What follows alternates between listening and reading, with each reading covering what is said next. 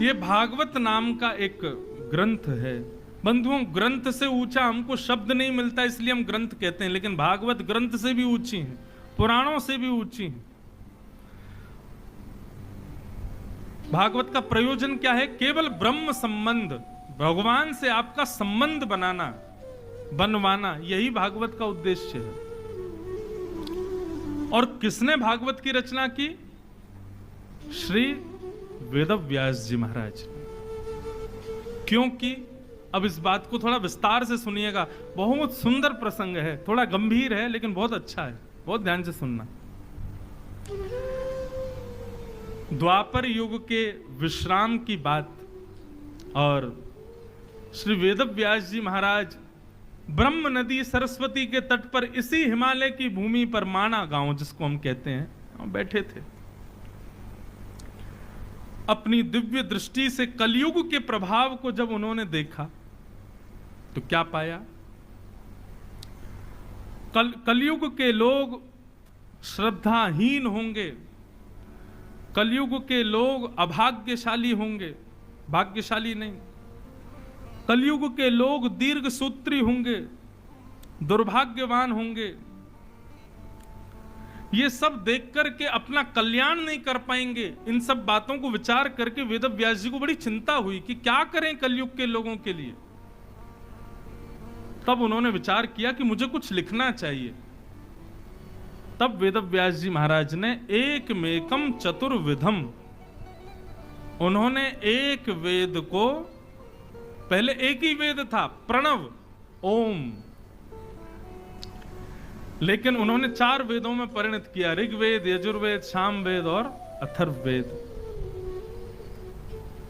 मन में विचार करने लगे इससे भी कल्याण तो नहीं हो पा रहा है मानवों का। तब उन्होंने पुराणों को लिखना प्रारंभ किया। 18 उपपुराण लिख दिए, 17 महापुराण लिख दिए, महाभारत रूपी इतिहास लिख दिया, लेकिन फिर भी वेदव्यास जी के चित्त को शांति नहीं हुई। जैसे हम कहते हैं ना कि ये कार्य मैंने कर तो दिया, लेकिन मुझे संतुष्टि नहीं हो रही अपने कार्य से। ठीक वैसे ही वेदव्यास जी ने बहुत कुछ लिखा, लेकिन अभी तक संतोष नहीं हो रहे थे, संतुष्ट नहीं हो पा रहे थे अपनी रचना से। तब वेदव्यास जी ने विचार किया मैं क्या करूं। तब वेदव्यास जी के आश्रम पर नारद जी का आगमन हुआ। बंधुओं, हमारे संत जन कहते हैं कि नारद जी के रूप में भगवान ही आए थे। और नारद जी आकर के वेदव्यास जी से कहने लगे, व्यास जी क्यों दुखी हो? व्यास जी बोले, देखना मैंने कितनी पोथियां लिख दी, कितना कुछ मैंने लिख दिया, लेकिन अभी भी मेरे चित्त को शांति नहीं मिल रही है, मैं क्या करूं? तब नारद जी बोले, मैं बताऊं आपके चित्त को शांति क्यों नहीं है? बोले क्यों नहीं है, जरा बताइए। कि भवतानुदित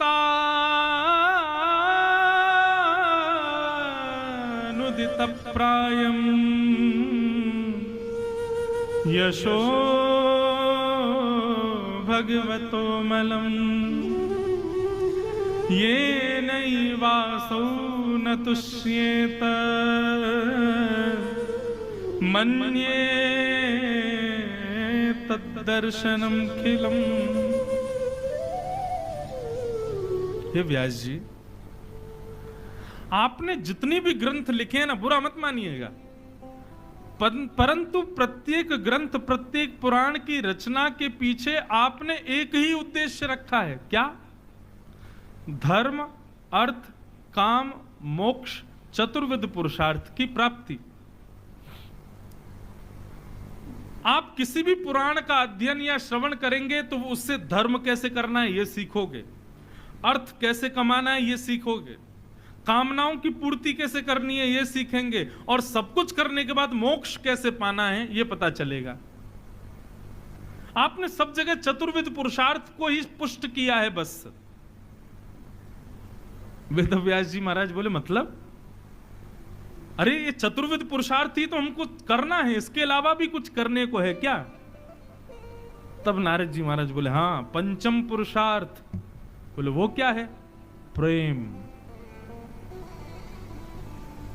प्रेम। नारद जी, हे व्यास जी, आपने जो कुछ भी लिखा, व्यक्ति उससे धर्म करेगा लेकिन भगवान से प्रेम नहीं करेगा। आपने जो कुछ भी लिखा है उससे व्यक्ति अर्थ कमाएगा लेकिन ठाकुर जी से प्रीति नहीं करेगा। आपने जो कुछ भी वर्णन किया है उससे व्यक्ति कामनाओं की पूर्ति कर लेगा लेकिन भगवत प्राप्ति नहीं। आपने जो कुछ भी वर्णन किया है उससे मोक्ष मिलेगा लेकिन भगवत प्राप्ति नहीं।